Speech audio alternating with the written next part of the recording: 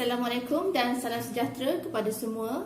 Untuk sesi bedah buku pada kali ini, saya akan mengupas sebuah buku yang bertajuk The Rise of Creative Class.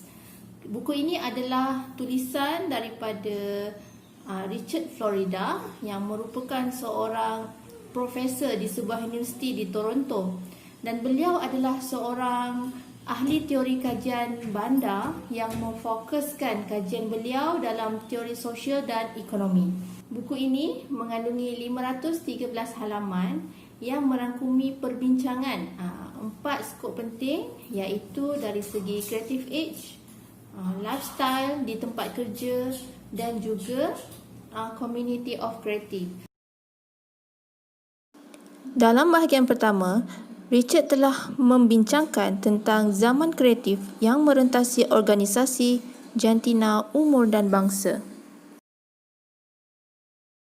Dalam bahagian kedua, iaitu kreativiti di tempat kerja, semua syarikat sangat memerlukan golongan kreatif untuk meningkatkan produktiviti syarikat dengan idea-idea baru yang lebih segar.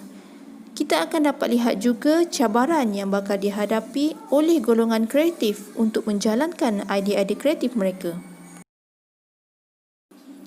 Kehidupan rutin banyak menyekat kebebasan untuk kreativiti berkembang dengan baik. Tetapi dengan cara yang betul, rutin yang tepat boleh mengembangkan lagi kreativiti dalam kehidupan, malah boleh menjana ekonomi daripada kehidupan yang kreatif.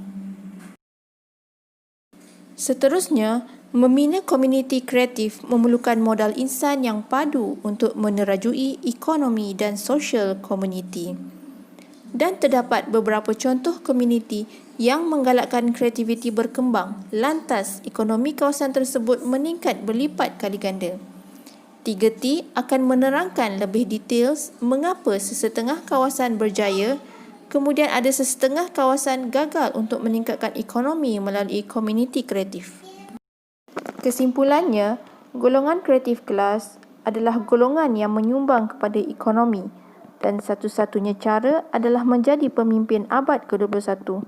Namun, sebagai golongan yang baru, ramai yang masih belum menyedari bahawa golongan ini sangat diperlukan, sehinggakan ada yang kecewa lantas mengurangkan nilai diri sendiri.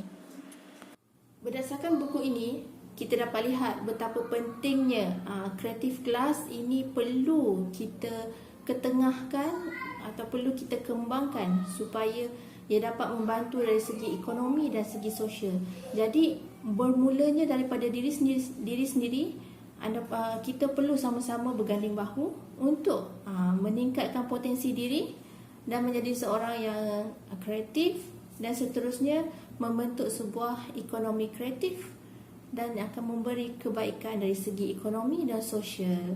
Okey, sekian sahaja dan jumpa lagi di sesi akan datang. Saya akan kupaskan dengan lebih lanjut dari setiap skop yang dibincangkan tadi. Jumpa lagi dan Assalamualaikum.